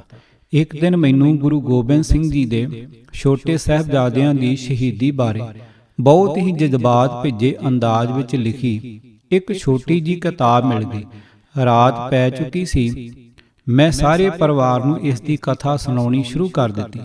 ਜਦ ਮਲੂਕ ਜਿੰਦਾਂ ਦੇ ਜਿਉਂਦਿਆਂ ਹੀ ਨੀਹਾਂ ਵਿੱਚ ਚਿਣ ਦਿੱਤੇ ਜਾਣ ਦਾ ਜ਼ਿਕਰ ਆਇਆ ਤਾਂ ਮੇਰਾ ਗੱਚ ਭਰ ਆਇਆ। ਮੇਰੇ ਮਾਪਿਆਂ ਦੀਆਂ ਅੱਖਾਂ ਚੋਂ ਪਰਲ ਪਰਲ ਹੰਝੂ ਵਗਣ ਲੱਗ ਪਏ ਅਤੇ ਮੈਂ ਬੜਾ ਜ਼ੋਰ ਲਾ ਕੇ ਕਿਤਾਬ ਖਤਮ ਕੀਤੀ। ਇਸ ਸਾਕੇ ਦਾ ਅਤੇ ਗੁਰੂ ਅਰਜਨ ਸਾਹਿਬ, ਗੁਰੂ ਤੇਗ ਬਹਾਦਰ ਸਾਹਿਬਾਨ ਦੀਆਂ ਕੁਰਬਾਨੀਆਂ ਦਾ ਮੇਰੇ ਜੀਵਨ ਤੇ ਭਾਰੀ ਅਸਰ ਪਿਆ। ਅਸਲ ਵਿੱਚ ਉਹਨਾਂ ਮੁੱਢਲੇ ਵਰ੍ਹਿਆਂ ਵਿੱਚ ਮੇਰੇ ਕਿਰਦਾਰ ਦੀ ਸਿਰਜਣਾ 'ਚ ਇਹਨਾਂ ਗੱਲਾਂ ਨੇ ਵੱਡੀ ਭੂਮਿਕਾ ਨਿਭਾਈ। 60ਵਿਆਂ 70ਵਿਆਂ ਵਿੱਚ ਪੰਜਾਬ ਅੰਦਰ ਚੱਲੀ ਨਕਸਲੀ ਲਹਿਰ ਬਾਰੇ ਇੱਕ ਖੋਜ ਅਧਿਐਨ 'ਚੋਂ ਇਹ ਰੌਚਕ ਤੱਥ ਪ੍ਰਗਟ ਹੋਇਆ ਹੈ ਕਿ ਪੁਲਿਸ ਤਫਤੀਸ਼ ਦੇ ਦੌਰਾਨ ਜਿੰਨੇ ਵੀ ਨਕਸਲੀ ਕਾਰਕੁਨਾਂ ਨੂੰ ਇਨਕਲਾਬੀ ਲਹਿਰ ਵਿੱਚ ਸ਼ਾਮਲ ਹੋਣ ਪਿੱਛੇ ਕੰਮ ਕਰਦੇ ਮੂਲ ਜਜ਼ਬੇ ਬਾਰੇ ਸਵਾਲ ਕੀਤਾ ਗਿਆ ਤਾਂ ਉਹਨਾਂ 'ਚੋਂ ਲਗਭਗ ਸਾਰਿਆਂ ਦਾ ਇਹੋ ਕਹਿਣਾ ਸੀ ਕਿ ਉਹ ਕਮਿਊਨਿਸਟ ਵਿਚਾਰਧਾਰਾ ਨਾਲੋਂ ਵੱਧ ਪੰਜਾਬ ਅੰਦਰ ਕੁਰਬਾਨੀ ਤੇ ਸੂਰਮਗਤੀ ਦੀ ਪਰੰਪਰਾ ਤੋਂ ਪ੍ਰੇਰਿਤ ਹੋਏ ਸਨ। ਇਸ ਦੀ ਪੁਸ਼ਟੀ ਨਕਸਲੀ ਲਹਿਰ ਦੇ ਸੂਖਮ ਭਾਵੀ ਕਵੀ ਅਮਰਜੀਤ ਚੰਦਨ ਦੇ ਇਸ ਸਵੈ ਕਥਨ ਤੋਂ ਵੀ ਹੁੰਦੀ ਹੈ ਕਿ ਅਸੀਂ ਵੀ ਸਿੱਖ ਇਤਿਹਾਸ ਤੋਂ ਪ੍ਰੇਰਨਾ ਲਈ ਖਾਸ ਕਰਕੇ ਸ਼ਹਾਦਤ ਦੇ ਸੰਕਲਪ ਤੋਂ ਹਕੂਮਤ, ਜ਼ੁਲਮ, ਬੇਇਨਸਾਫੀ ਤੇ ਧੱਕੇਸ਼ਾਹੀ ਦੀ ਸੂਰਤ ਵਿੱਚ ਇੱਕ ਸੱਚੇ ਸਿੱਖ ਦੇ ਰੋਲ ਅਤੇ ਕਰਮ ਦੀ ਸਿੱਖ ਪਰੰਪਰਾ ਅੰਦਰ ਸਪਸ਼ਟ ਨਿਸ਼ਾਨਦੇਹੀ ਕੀਤੀ ਹੋਈ ਹੈ। ਸਵਾਲ ਸਿਰਫ ਇਹ ਹੈ ਕਿ ਕੋਈ ਸਿੱਖ ਆਪਣੇ ਇਸ ਵਿਰਸੇ ਜਾਂ ਸੱਭਿਆਚਾਰਕ ਮਾਡਲ ਨਾਲ ਕਿਸ ਦਰਜੇ ਤੱਕ ਪ੍ਰਤੀਬੱਧਤਾ ਪ੍ਰਗਟਾਉਂਦਾ ਹੈ। ਇਹ ਕਹਿਣਾ ਤਾਂ ਇਤਿਹਾਸ ਦੇ ਨਿਯਮਾਂ ਪ੍ਰਤੀ ਆਪਣੀ ਅਗਿਆਨਤਾ ਜ਼ਾਹਰ ਕਰਨਾ ਹੋਵੇਗਾ ਕਿ ਸਾਰੇ ਸਿੱਖ ਹਰ ਮੌਕੇ ਅਤੇ ਹਰ ਸਥਿਤੀ ਵਿੱਚ ਹੀ ਸਮੇਂ ਦੀ ਪਰਖ ਤੇ ਬਰਾਬਰ ਇਕਸਾਰ ਪੂਰੇ ਉਤਰਦੇ ਹਨ। ਅਜਿਹੀ ਆਦਰਸ਼ਕ ਕੌਮ ਦੀ ਕਲਪਨਾ ਕਰਨਾ ਹੀ ਫਜ਼ੂਲ ਹੈ। ਹਾਂ, ਇਹ ਜ਼ਰੂਰ ਸੱਚ ਹੈ, ਹਰ ਵਾਰ ਇਤਿਹਾਸ ਦੇ ਹਰ ਅਹਿਮ ਪੜਾਅ ਤੇ ਸਿੱਖ ਪੰਥ ਚੋਂ ਚੋਖੀ ਗਿਣਤੀ ਵਿੱਚ ਅਜਿਹੇ ਕਰਨੀ ਦੇ ਸੂਰੇ ਨਿੱਤਰ ਆਉਂਦੇ ਰਹੇ ਹਨ ਜੋ ਬੁਲੰਦ ਹੌਸਲੇ ਤੇ ਸ਼ਾਨ ਨਾਲ ਤਲੀ ਤੇ ਸੀਸ ਟਿਕਾਉਣ ਦੇ ਖੇਲ ਦਾ ਰੋਮਾਂਚਕਾਰੀ ਪ੍ਰਦਰਸ਼ਨ ਕਰਦੇ ਰਹੇ ਹਨ। ਸਿੱਖ ਇਤਿਹਾਸ ਦੇ ਮੁੱਢਲੇ ਦੌਰ ਅੰਦਰ ਸਿੱਖ ਧਰਮ ਦੇ ਮਾਨਵਵਾਦੀ ਅਸੂਲਾਂ ਤੇ ਸਰੋਕਾਰਾਂ ਨੂੰ ਬੁਲੰਦ ਕਰਨ ਅਤੇ ਸਿੱਖ ਪੰਥ ਦੀ ਨਿਆਰੀ ਹਸਤੀ ਨੂੰ ਬਰਕਰਾਰ ਰੱਖਣ ਲਈ ਸਿੱਖ ਯੋਧਿਆਂ ਨੇ ਕੁਰਬਾਨੀਆਂ ਤੇ ਸ਼ਹਾਦਤਾਂ ਦੇ ਜੋ ਲਾਸਾਨੀ ਕਾਂਡ ਰਚੇ, ਉਹਨਾਂ ਬਾਰੇ ਤਾਂ ਸਿੱਖ ਕੌਮ ਦੇ ਦੁਸ਼ਮਣਾਂ ਨੂੰ ਵੀ ਕੋਈ ਸੰਦੇਹ ਨਹੀਂ ਹੈ। ਪਰ 20ਵੀਂ ਸਦੀ ਦੇ ਸਿੱਖ ਇਤਿਹਾਸ ਅੰਦਰ ਵੀ ਅਜਿਹੀਆਂ ਮਿਸਾਲਾਂ ਦੀ ਕੋਈ ਕਮੀ ਨਹੀਂ ਹੈ। ਅਜਿਹੀ ਹੀ ਇੱਕ ਉਦਾਹਰਨ ਸ਼ਹੀਦ ਭਾਈ ਲਛਮਣ ਸਿੰਘ ਦੀ ਹੈ, ਜਿਸ ਨੇ ਆਪਣੇ ਹੀ ਪਿੰਡ ਜ਼ਿਲ੍ਹਾ ਗੁਜਰਾਂਵਾਲੇ ਦੇ ਇੱਕ ਹਿੰਦੂ ਨੰਬਰਦਾਰ ਨੂੰ ਮੁਸਲਮਾਨ ਬਣ ਜਾਣ ਲਈ ਪ੍ਰੇਰਨ ਵਾਲੇ 3 ਮੁਸਲਮਾਨਾਂ ਨੂੰ ਜਾਨੋਂ ਮਾਰ ਮੁਕਾਇਆ ਸੀ ਅਤੇ ਇਸ ਜੁਰਮ ਦੇ ਬਦਲੇ ਵਿੱਚ ਸਿਆਲਕੋਟ ਦੀ ਸੈਸ਼ਨ ਅਦਾਲਤ ਦੇ ਹੁਕਮਾਂ ਤੇ 10 ਜੂਨ 1909 ਦੀ ਸਵੇਰ ਨੂੰ ਉਸ ਨੂੰ ਫਾਹੇ ਲਾ ਦਿੱਤਾ ਗਿਆ ਸੀ। ਅੱਜ ਭਾਵੇਂ ਲਛਮਣ ਸਿੰਘ ਦੇ ਮੁਸਲਮਾਨਾਂ ਨੂੰ ਕਤਲ ਕਰਨ ਦੇ ਇਸ ਕਰਮ ਨੂੰ ਜਾਇਜ਼ ਠਹਿਰਾਉਣਾ ਔਖਾ ਲੱਗੇ, ਪਰ ਉਸ ਵੇਲੇ ਦੇ ਸੰਦਰਭ ਵਿੱਚ ਜਦ 18ਵੀਂ ਸਦੀ ਦੇ ਜ਼ੁਲਮਾਂ ਦੀਆਂ ਯਾਦਾਂ ਦੇ ਤਾਜ਼ਾ ਹੋਣ ਕਰਕੇ ਸਿੱਖਾਂ ਦੇ ਮਨਾਂ ਅੰਦਰ ਅਜੇ ਮੁਸਲਿਮ ਵਿਰੋਧੀ ਜਜ਼ਬਾਤ ਆਪਣਾ ਤਕੜਾ ਪ੍ਰਭਾਵ ਕਾਇਮ ਰੱਖ ਰਹੇ ਸਨ ਅਤੇ ਜਦ ਸਿੰਘ ਸਭਾ ਲਹਿਰ ਦੁਆਰਾ ਚਲਾਈ ਗਈ ਧਰਮ ਜਾਗ੍ਰਿਤੀ ਦੀ ਮੁਹਿੰਮ ਸਦਕਾ ਸਿੱਖ ਆਪਣੀ ਨਿਆਰੀ ਧਾਰਮਿਕ ਹਸਤੀ ਨੂੰ ਦਰਪੇਸ਼ ਖਤਰਿਆਂ ਬਾਰੇ ਇੰਨੇ ਸੁਚੇਤ ਤੇ ਸੂਖਮ ਭਾਵੀ ਹੋ ਗਏ ਸਨ ਕਿ ਮੁਸਲਮਾਨਾਂ ਹੱਥੋਂ ਕਿਸੇ ਹਿੰਦੂ ਦੀ ਧਰਮ ਬਦਲੀ ਦੀ ਘਟਨਾ ਨਾਲ ਉਹਨਾਂ ਅੰਦਰ ਵਧਵਾਂ ਡਰ ਤੇ ਅਸੁਰੱਖਿਆ ਭਾਵਨਾ ਪ੍ਰਗਟ ਹੋ ਉੱਠਣੀ ਗੈਰ ਸੁਭਾਵਿਕ ਨਹੀਂ ਸੀ। ਤਾਂ ਇਸ ਤਰ੍ਹਾਂ ਦੇ ਮਨੋਵਿਗਿਆਨਕ ਅਸਰ ਹੇਠ ਕਿਸੇ ਸੰਵੇਦਨਸ਼ੀਲ ਸਿੱਖ ਦੁਆਰਾ ਅਜਿਹਾ ਭਾਣਾ ਵਰਤਾ ਦੇਣਾ ਸਮਝੋ ਬਾਹਰਾ ਨਹੀਂ ਹੈ। ਉਹਨਾਂ ਵਿਸ਼ੇਸ਼ ਹਾਲਤਾਂ ਅੰਦਰ ਸੁਭਾਵਿਕ ਹੀ ਭਾਈ ਲਛਮਣ ਸਿੰਘ ਦੇ ਇਸ ਕਰਮ ਨੂੰ ਸਿੱਖ ਪੰਥ ਅੰਦਰੋਂ ਬਹੁਤ ਹੀ ਕਬੂਲਮਾ ਹੁੰਗਾਰਾ ਮਿਲਿਆ। ਸਿੱਖਾਂ ਦੀਆਂ ਨਜ਼ਰਾਂ ਵਿੱਚ ਉਹ ਧਰਮ ਦੀ ਰੱਖਿਆ ਲਈ ਵੱਡੀ ਕੁਰਬਾਨੀ ਕਰਨ ਵਾਲਾ ਨਿਰਭੈ ਯੋਧਾ ਹੋ ਨਿਬੜਿਆ। ਉਧਰ ਭਾਈ ਲਛਮਣ ਸਿੰਘ ਨੂੰ ਵੀ ਆਪਣੇ ਇਸ ਕਾਰਨਾਮੇ ਦੀ ਨੈਤਿਕ ਵਾਜਬੀਅਤ ਤੇ ਪਾਕੀਜ਼ਗੀ ਦੇ ਬਾਰੇ ਵਿੱਚ ਉੱਕਾ ਹੀ ਕੋਈ ਸ਼ੰਕਾ ਜਾਂ ਸੰਦੇਹ ਨਹੀਂ ਸੀ। ਉਸ ਨੂੰ ਨਾ ਤਾਂ ਆਪਣੇ ਕੀਤੇ ਦਾ ਕੋਈ ਗਮ ਜਾਂ ਪਛਤਾਵਾ ਸੀ ਅਤੇ ਨਾ ਮਨ ਅੰਦਰ ਸਜ਼ਾ ਬਾਰੇ ਕੋਈ ਡਰ ਘਬਰਾਹਟ ਸੀ। ਮੁਕੱਦਮੇ ਦੀ ਸਮੁੱਚੀ ਕਾਰਵਾਈ ਦੇ ਦੌਰਾਨ ਜੇਲ੍ਹ ਅੰਦਰ ਵੀ ਉਹ ਲਗਾਤਾਰ ਪ੍ਰਸੰਨ ਚਿੱਤ ਤੇ ਚੜ੍ਹਦੀ ਕਲਾ ਵਿੱਚ ਰਿਹਾ। ਜੇਲ੍ਹ ਅੰਦਰ ਜੋ ਵੀ ਉਸ ਦੇ ਵਾਹ ਵਿੱਚ ਆਇਆ, ਉਸ ਦੀ ਭਜਨ ਬੰਦਗੀ ਹੌਸਲੇ ਤੇ ਅਡੋਲਤਾ ਤੋਂ ਪ੍ਰਭਾਵਿਤ ਹੋਏ ਬਿਨਾਂ ਨਹੀਂ ਰਹਿ ਸਕਿਆ। ਸਿੱਖ ਜਨਤਾ ਵੱਡੀ ਗਿਣਤੀ ਵਿੱਚ ਜੇਲ੍ਹ ਅੰਦਰ ਉਸ ਦੇ ਦਰਸ਼ਨਾਂ ਨੂੰ ਆਉਂਦੀ ਰਹੀ। ਜਦ ਉਸ ਨੂੰ ਮੌਤ ਦੀ ਸਜ਼ਾ ਸੁਣਾਈ ਗਈ ਤਾਂ ਉਸ ਦੀ ਖੁਸ਼ੀ ਦਾ ਕੋਈ ਟਿਕਾਣਾ ਨਾ ਰਿਹਾ। ਅਦਾਲਤ ਦਾ ਅਹਾਤਾ ਉਸ ਦੇ ਜੈਕਾਰਿਆਂ ਨਾਲ ਗੂੰਜ ਉੱਠਿਆ।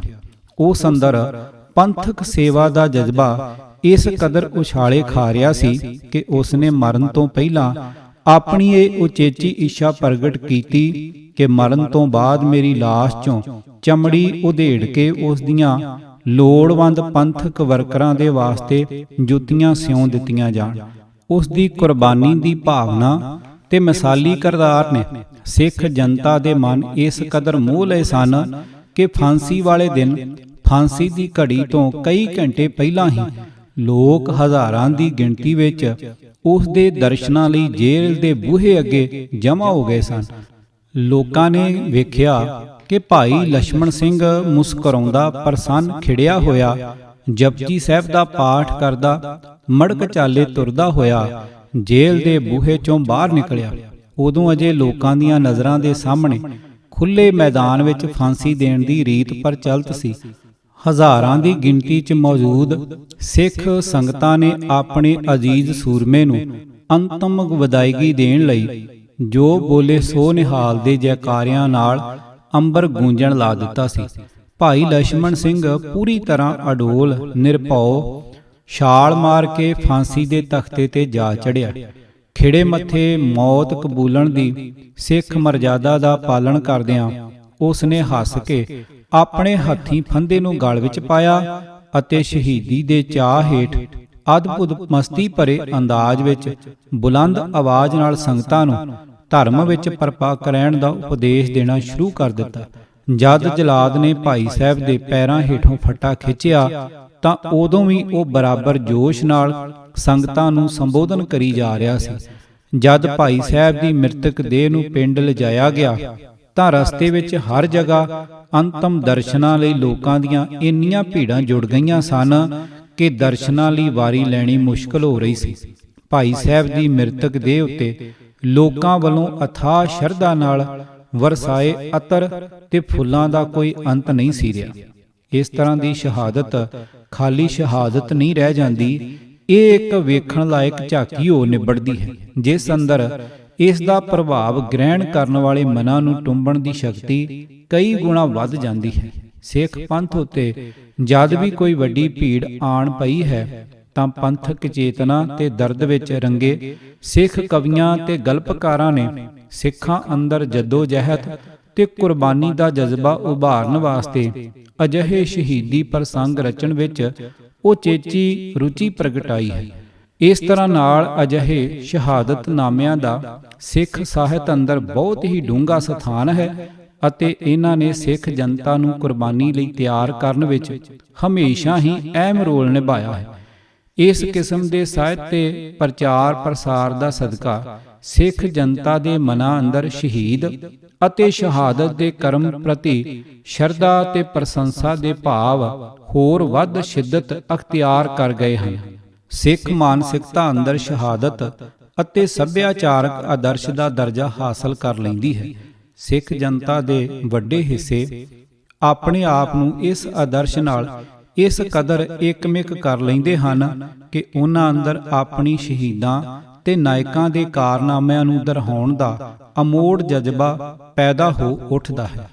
ਸ਼ਹਾਦਤ ਜਦ ਕਿਸੇ ਭਾਈਚਾਰੇ ਅੰਦਰ ਇੱਕ ਪਰੰਪਰਾ ਦਾ ਦਰਜਾ ਹਾਸਲ ਕਰ ਲੈਂਦੀ ਹੈ ਤਾਂ ਇਹ ਸੰਬੰਧਿਤ ਭਾਈਚਾਰੇ ਅੰਦਰ ਆਪਸੀ ਸਾਂਝ ਤੇ ਇਕਮੁੱਠਤਾ ਦੇ ਅਹਿਸਾਸ ਨੂੰ ਹੋਰ ਤਕੜਿਆਂ ਕਰਨ ਦਾ ਸਾਧਨ ਹੋ ਨਿਬੜਦੀ ਹੈ। ਭਾਵੇਂ ਸਾਂਝੇ ਅਨੁਭਵ, ਸਾਂਝੇ ਵਿਸ਼ਵਾਸ ਤੇ ਸਾਂਝੇ ਅਹਿਸਾਸ ਏਕਤਾ ਦੀਆਂ ਤੰਦਾਂ ਨੂੰ ਵੱਧ ਪੁਖਤਗੀ ਪ੍ਰਦਾਨ ਕਰ ਦਿੰਦੇ ਹਨ। ਇਸ ਨਾਲ ਸੰਬੰਧਿਤ ਭਾਈਚਾਰੇ ਅੰਦਰ ਨਾਲੋਂ ਨਾਲ ਆਪਣੇ ਨਿਆਰੇਪਣ ਦੀ ਭਾਵਨਾ ਵੀ ਮਜ਼ਬੂਤ ਹੁੰਦੀ ਜਾਂਦੀ ਹੈ। ਜਿਹੜਾ ਵਰਗ ਹੱਕ ਸੱਚ ਦੀ ਖਾਤਰ ਜਾਨਾਂ ਨਿਸ਼ਾਵਰ ਕਰ ਦੇਣ ਦੇ ਕਰਮ ਨੂੰ ਪ੍ਰੇਮ ਦੀ ਖੇਡ ਖੇਡਣ ਦਾ ਨਾਉ ਦਿੰਦਾ ਹੈ, ਜ਼ੁਲਮਾਂ ਤੇ ਤਸੀਹਾਂ ਨੂੰ ਤੇਰਾ ਕੀਆ ਮੀਠਾ ਲਾਗੇ ਕਹਿ ਕੇ ਖਿੜੇ ਮੱਥੇ ਪ੍ਰਵਾਨ ਕਰਦਾ ਹੈ, ਕਾਲ ਕੋਠੜੀਆਂ ਦੇ ਅੰਦਰ ਵੀ ਸਰੂਰੀ ਸੱਦਾਂ ਲਾਉਂਦਾ ਹੈ ਅਤੇ ਫਾਂਸੀ ਦੇ ਤਖਤਿਆਂ ਤੋਂ ਵੀ ਜੇਤੂ ਜੈਕਾਰੇ ਗੁਜਾਉਂਦਾ ਹੈ। ਉਸ ਵਿੱਚ ਆਪਣੀ ਨਿਆਰੀ ਹਸਤੀ ਤੇ ਠੁੱਕ ਦਾ ਅਹਿਸਾਸ ਪੈਦਾ ਹੋ ਜਾਣਾ ਸੁਭਾਵਿਕ ਹੈ। ਸਿੱਖ ਕੌਮ ਅੰਦਰ ਇਹ ਅਹਿਸਾਸ ਬਹੁਤ ਪੱਕਾ ਤੇ ਡੂੰਘਾ ਹੈ।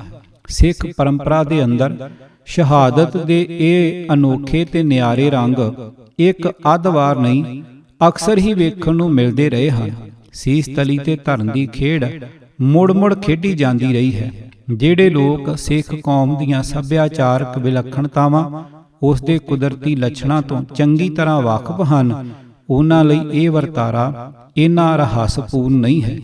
ਉਹ ਇਹ ਗੱਲ ਚੰਗੀ ਤਰ੍ਹਾਂ ਸਮਝਦੇ ਹਨ ਕਿ ਦੁਨੀਆ ਦੇ ਹੋਰਨਾਂ ਕੌਮੀ ਭਾਈਚਾਰਿਆਂ ਦੀ ਤੁਲਨਾ ਵਿੱਚ ਸਿੱਖ ਭਾਈਚਾਰਾ ਇਤਿਹਾਸ ਪ੍ਰਤੀ ਤੇ ਇਸ ਦੇ ਅੰਦਰ ਆਪਣੀ ਭੂਮਿਕਾ ਪ੍ਰਤੀ ਹਮੇਸ਼ਾ ਹੀ ਵਧੇਰੇ ਸੁਚੇਤ ਰਿਹਾ ਹੈ। ਜੋ ਇਸ ਪੈਟੀਗਰੂ ਨੇ ਸਿੱਖ ਕੌਮ ਦੀ ਇਸ ਵਿਲੱਖਣਤਾ ਨੂੰ ਇਹਨਾਂ ਸ਼ਬਦਾਂ 'ਚ ਅੰਕਿਤ ਕੀਤਾ ਹੈ। ਆਪਣੇ ਜਨਮ ਤੋਂ ਲੈ ਕੇ 1848 ਤੱਕ ਸਿੱਖ ਮੁਸਲਮਾਨਾਂ ਦੇ ਖਿਲਾਫ ਲੜਦੇ ਤੇ ਆਪਣੀ ਰੱਖਿਆ ਕਰਦੇ ਰਹੇ। ਇਸ ਕਰਕੇ ਸਿੱਖਾਂ ਤੇ ਮੁਸਲਮਾਨਾਂ ਵਿਚਕਾਰ ਸੰਬੰਧਾਂ ਨੂੰ ਜ਼ਾਲਮ ਤੇ ਮਜ਼ਲੂਮ ਵਿਚਲੇ ਸੰਬੰਧਾਂ ਵਿੱਚੋਂ ਚਿਤਵਿਆ ਜਾਂਦਾ ਰਿਹਾ ਹੈ। ਇਸ ਸਾਰੇ ਅਰਸੇ ਦੌਰਾਨ ਸਰਬ ਸਾਂਝੇ ਇਤਿਹਾਸਕ ਅਨੁਭਵ, ਜਿਸ ਨੂੰ ਕਿ ਸਿੱਖ ਆਪਣੀ ਨਵੇਕਲੀ ਗੱਲ ਸਮਝਦੇ ਹਨ, ਜੋ ਉਹਨਾਂ ਦੀ ਇੱਕ ਵਿਲੱਖਣ ਹਸਤੀ ਉੱਭਰ ਆਈ ਹੈ। ਆਪਣੀ ਸਾਂਝੀ ਇਤਿਹਾਸਕ ਯਾਦਦਾਸ਼ਤ ਦੀ ਇਹ ਲੜਾਈ ਉਹਨਾਂ ਇੱਕ ਜਾਨ ਹੋ ਕੇ ਲੜੀ। ਇਸ ਤਰ੍ਹਾਂ ਸਿੱਖ ਮਿਥਿਹਾਸ ਕੋਈ ਰਮਾਇਣ ਜਾਂ ਮਹਾਭਾਰਤ ਵਰਗੀ ਗੱਲ ਨਹੀਂ ਹੈ। ਇਸ ਵਿੱਚ ਸਿੱਖਾਂ ਦੇ ਉਹਨਾਂ ਵਡੇਰਿਆਂ ਤੇ ਸੂਰਮਿਆਂ ਦੇ ਕਿੱਸੇ ਤੇ ਬਿਰਤਾਂਤ ਸ਼ਾਮਲ ਹਨ, ਜੋ ਬਹੁਤ ਹੀ ਨੇੜਲੇ ਅਤੀਤ ਵਿੱਚ ਪੰਥ ਦੇ ਲਈ ਜੂਝੇ ਤੇ ਕੁਰਬਾਨ ਹੋ ਗਏ। ਇੱਕ ਹੋਰ ਪੱਛਮੀ ਵਿਦਵਾਨ ਅਨੁਸਾਰ ਸਿੱਖਾਂ ਅੰਦਰ ਜ਼ੁਲਮਾਂ ਦੇ ਸ਼ਿਕਾਰ ਹੋਣ ਦਾ ਅਹਿਸਾਸ ਬਹੁਤ ਹੀ ਡੂੰਘਾ ਹੈ। ਉਹ ਸਿੱਖਾਂ ਦੇ ਇਸ ਅਨੋਖੇਪਣ ਨੂੰ ਇਸ ਤਰ੍ਹਾਂ ਵੇਖਦਾ ਹੈ। ਰੋਜ਼ਾਨਾ ਸਿੱਖ ਅਰਦਾਸ ਸਿੱਖਾਂ ਨੂੰ ਉਹਨਾਂ ਮੁਸੀਬਤਾਂ ਤੇ ਦਸੌਂਟਿਆਂ ਦਾ ਚੇਤਾ ਕਰਾਉਂਦੀ ਹੈ, ਜੋ ਕਿ ਉਹਨਾਂ ਨੂੰ ਗੁਰੂ ਅਰਜਨ ਸਾਹਿਬ ਤੋਂ ਲੈ ਕੇ ਹੁਣ ਤੱਕ ਭੋਗਣੇ ਪਏ ਹਨ। ਸਿੱਖਾਂ ਦੇ ਘਰਾਂ ਵਿੱਚ ਤੇ ਦਰਬਾਰ ਸਾਹਿਬ ਵਿਖੇ ਅਜਾਇਬ ਘਰ ਅੰਦਰ ਜੋ ਤਸਵੀਰਾਂ ਵੇਖਣ ਨੂੰ ਮਿਲਦੀਆਂ ਹਨ ਅਤੇ ਸਿੱਖ ਗਿਆਨੀਆਂ ਤੇ ਪ੍ਰਚਾਰਕਾਂ ਨੂੰ ਜਿਸ ਕਦਰ ਇਤਿਹਾਸ ਬਾਰੇ ਜੋਸ਼ ਚੜ੍ਹਿਆ ਵੇਖਣ ਨੂੰ ਮਿਲਦਾ ਹੈ, ਉਸ ਤੋਂ ਤਾਂ ਇਹ ਗੱਲ ਝੱਟ ਪ੍ਰਤੱਖ ਹੋ ਜਾਂਦੀ ਹੈ ਕਿ ਬੀਤ ਚੁੱਕਿਆ ਇਤਿਹਾਸ ਅਜੋਕੇ ਸਿੱਖ ਇਤਿਹਾਸ ਤੇ ਸਿੱਖ ਪਛਾਣ ਦਾ ਬਹੁਤ ਹੀ ਅਹਿਮ ਤੇ ਅਟੁੱਟ ਹਿੱਸਾ ਹੈ। ਸਿੱਖ ਪਰੰਪਰਾ ਜ਼ੁਲਮਾਂ ਤੇ ਦੁਸ਼ਵਾਰੀਆਂ ਦੇ ਉਸ ਦੌਰ ਅੰਦਰ ਸਿੱਖ ਮਰਦਾਂ ਤੇ ਔਰਤਾਂ ਅਤੇ ਇਥੋਂ ਤੱਕ ਕਿ ਬੱਚਿਆਂ ਦੁਆਰਾ ਵੀ ਦਿਖਾਈ ਸੂਰਮਗਤੀ ਤੇ ਕੁਰਬਾਨੀ ਅਤੇ ਮਾਣ ਤੇ ਗੌਰਵ ਦੇ ਕਿੱਸਿਆਂ ਨਾਲ ਭਰੀ ਪਈ ਹੈ। ਇਸ ਵਿੱਚ ਸਿੱਖ ਪੰਥ ਦੁਆਰਾ ਇਨ੍ਹਾਂ ਜ਼ੁਲਮਾਂ ਤੇ ਤਸੀਹਾਂ ਚੋਂ ਹੋਰ ਬਲਵਾਨ ਹੋ ਕੇ ਨਿਕਲਣ ਦੀ ਵਿਥਿਆ ਸ਼ਾਮਲ ਹੈ। ਇਤਿਹਾਸ ਦਾ ਇਹ ਅਨੁਭਵ ਸਿੱਖ ਭਾਈਚਾਰੇ ਦੇ ਵਿਕਾਸ ਅੰਦਰ ਉਹਨਾਂ ਨੂੰ ਇਕਜੁੱਟ ਕਰਨ ਤੇ ਜੋੜਨ ਵਿੱਚ ਸਹਾਈ ਹੋਰ ਗੁਜ਼ਰਿਆ ਹੈ। ਅਜਿਹੀ ਭੂਮਿਕਾ ਇਹ ਅੱਜ ਵੀ ਨਿਭਾ ਰਿਹਾ ਹੈ। ਪੰਥ ਨੂੰ ਇਕਜੁੱਟ ਰੱਖਣ ਲਈ ਅਤੇ ਇਸ ਦੇ ਮੈਂਬਰਾਂ ਨੂੰ ਇਹ ਗੱਲ ਚਿਤਾਰਨ ਲਈ ਕਿ ਪੰਥ ਤੇ ਇਸ ਦੀ ਅਜ਼ਮਤ ਦੀ ਰੱਖਿਆ ਲਈ ਕੁਰਬਾਨੀ ਦੇਣੀ ਸਿੱਖ ਧਾਰਮਿਕ ਪਰੰਪਰਾ ਦਾ ਅਟੁੱਟ ਅੰਗ ਹੈ ਅਤੇ ਇਤਿਹਾਸ ਦਾ ਲਗਾਤਾਰ ਉਲੇਖ ਕਰਨਾ ਜ਼ਰੂਰੀ ਹੈ। ਇਸੇ ਲੇਖਕ ਨੂੰ ਆਪਣੇ ਇੱਕ ਸਰਵੇਖਣ ਦੌਰਾਨ ਇਹ ਖਾਸ ਗੱਲ ਮਹਿਸੂਸ ਹੋਈ ਕਿ ਸਰਵੇਖਣ 'ਚ ਸ਼ਾਮਲ ਸਿੱਖਾਂ 'ਚੋਂ ਵੱਡੇ ਹਿੱਸੇ 80% ਨੂੰ ਆਪਣੇ ਇਤਿਹਾਸ ਦੀ ਚੋਖੀ ਜਾਣਕਾਰੀ ਸੀ। ਹਾਲਾਂਕਿ ਉਹਨਾਂ 'ਚੋਂ ਕਾਫੀ ਸਾਰੇ 40% ਅਨਪੜ੍ਹ ਸਨ। ਉਹ ਸਿੱਖ ਇਤਿਹਾਸ ਦੀਆਂ ਖਾਸ ਘਟਨਾਵਾਂ ਗਿਣਾ ਸਕਦੇ ਸਨ। ਉਹਨਾਂ 'ਚੋਂ ਵੱਡੀ ਬਹੁਗਿਣਤੀ ਸੰਘਰਸ਼, ਟਾਕਰੇ ਤੇ ਜ਼ੁਲਮਾਂ ਨਾਲ ਸੰਬੰਧਿਤ ਘਟਨਾਵਾਂ ਨੂੰ ਹੀ ਵੱਧ ਅਹਿਮ ਮੰਨਦੀ ਹੈ।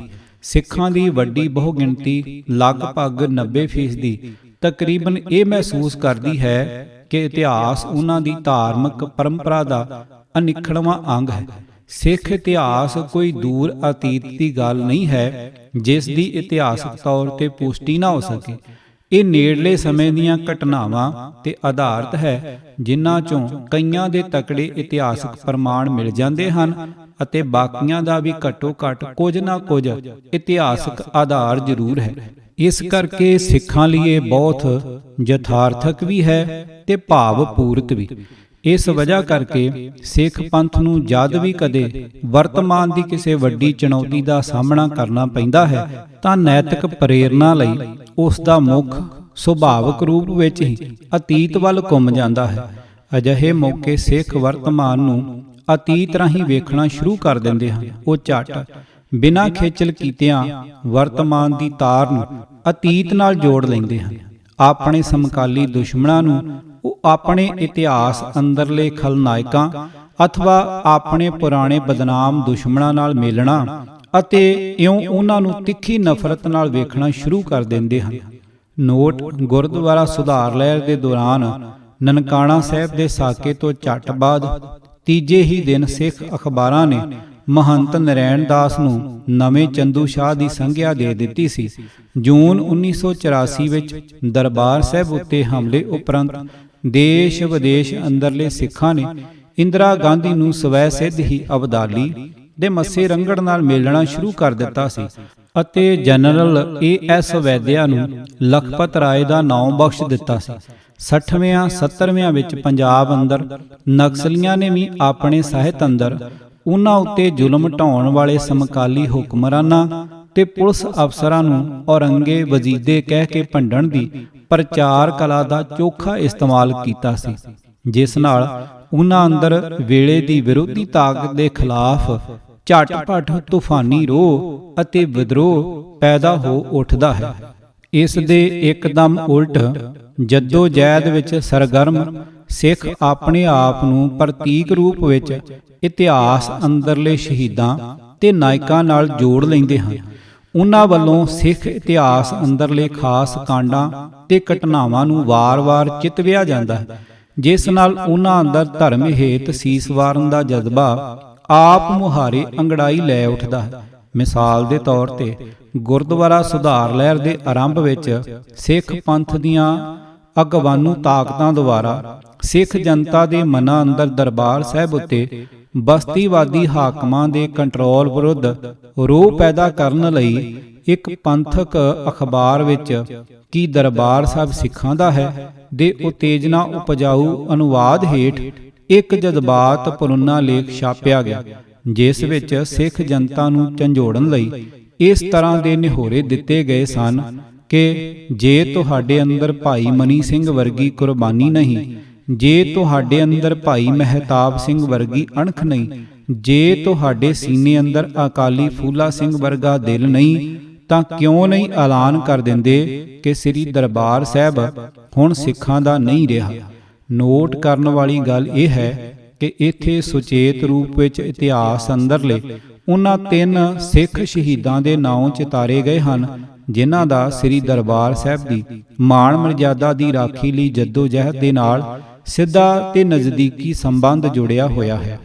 ਸਿੱਖਾਂ ਦੀ ਜੱਦੋ-ਜਹਿਦ ਦੇ ਦੌਰਾਨ ਸਮਕਾਲੀ ਹਾਲਤਾਂ ਦੇ ਸਨਮੁਖ ਉਹਨਾਂ ਦੀ ਰੋਜ਼ਾਨਾ ਅਰਦਾਸ ਵੀ ਵੱਖਰਾ ਪ੍ਰਸੰਗ ਤੇ ਮਹੱਤਵ ਅਖਤਿਆਰ ਕਰ ਜਾਂਦੀ ਹੈ। ਮਿਸਾਲ ਵਜੋਂ ਪ੍ਰਿੰਸੀਪਲ ਤੇਜਾ ਸਿੰਘ ਦੇ ਦੱਸਣ ਮੁਤਾਬਕ ਨਨਕਾਣਾ ਸਾਹਿਬ ਦੇ ਸਾਕੇ ਫਰਵਰੀ 1921 ਤੋਂ ਝੱਟ ਬਾਅਦ ਜਦ ਭਾਈ ਜੋਧ ਸਿੰਘ ਨੇ ਨਨਕਾਣਾ ਸਾਹਿਬ ਵਿਖੇ ਗੁਰਦੁਆਰੇ ਦੇ ਅਹਾਤੇ ਅੰਦਰ ਜੁੜੇ ਭਾਰੀ ਦੀਵਾਨ ਵਿੱਚ ਸਿੱਖ ਅਰਦਾਸ ਦੇ ਸ਼ਬਦ ਉਚਾਰੇ ਤਾਂ ਇਉਂ ਲੱਗਾ ਜਿਵੇਂ ਪੁਰਾਣੇ ਸਿੱਖ ਇਤਿਹਾਸ ਦਾ ਕੋਈ ਵਰਕਾ ਮੁੜ ਪਲਟ ਕੇ ਸਾਹਮਣੇ ਆ ਗਿਆ ਹੋਵੇ। ਇਸ ਤਰ੍ਹਾਂ ਜਦ ਵਰਤਮਾਨ ਦੀ ਤਾਰ ਅਤੀਤ ਨਾਲ ਜਾ ਜੁੜਦੀ ਹੈ ਤਾਂ ਵਰਤਮਾਨ ਦੇ ਮੰਚ ਤੇ ਅਤੀਤ ਦੀਆਂ ਕਈ ਖੇਡਾਂ ਮੁੜ ਖੇਡੀਆਂ ਜਾਂਦੀਆਂ ਹਨ। ਬਾਬਾ ਦੀਪ ਸਿੰਘ ਤੇ ਬਾਬਾ ਗੁਰਬਖਸ਼ ਸਿੰਘ ਵਰਗੇ ਸ਼ਹੀਦ ਸੂਰਮਿਆਂ ਦੀਆਂ ਰੂਹਾਂ ਵਰਤਮਾਨ ਦੇ ਜੁਝਾਰੂਆਂ ਅੰਦਰ ਪ੍ਰਵੇਸ਼ ਕਰ ਜਾਂਦੀਆਂ ਹਨ ਅਤੇ ਇੱਕ ਵਾਰ ਫੇਰ ਦਰਬਾਰ ਸਾਹਿਬ ਸਮੂਹ ਦੇ ਅੰਦਰ ਸੀਸ ਤਲੀ ਤੇ ਧਰਨ ਦੀ ਖੇਡ ਦਾ ਰੋਮਾਂਚਕਾਰੀ ਪ੍ਰਦਰਸ਼ਨ ਵੇਖਣ ਨੂੰ ਮਿਲਦਾ ਹੈ। ਭਾਈ ਸੁੱਖਾ ਸਿੰਘ ਤੇ ਭਾਈ ਮਹਿਤਾਬ ਸਿੰਘ ਇਤਿਹਾਸ ਦਾ ਲੰਮਾ ਪੈਂਡਾ ਤੈਅ ਕਰਕੇ ਨਵੇਂ ਜਾਮਿਆਂ ਚੋਂ ਮੁੜ ਆ ਪ੍ਰਗਟ ਹੁੰਦੇ ਹਨ ਅਤੇ ਅਜਿਹਾ ਕੌਤਕ ਵਾਪਰਦਾ ਹੈ ਕਿ ਦਰਬਾਰ ਸਾਹਿਬ ਦੀ ਬੇਹੁਰਮਤੀ ਕਰਨ ਵਾਲੇ ਦੋਖੀਆਂ ਦੀ ਸੁਰੱਖਿਆ ਦੇ ਕਿਲਿਆਂ ਦੇ ਅੰਦਰੋਂ ਹੀ ਪਾੜ ਪੈ ਤੁਰਦੇ ਹਨ।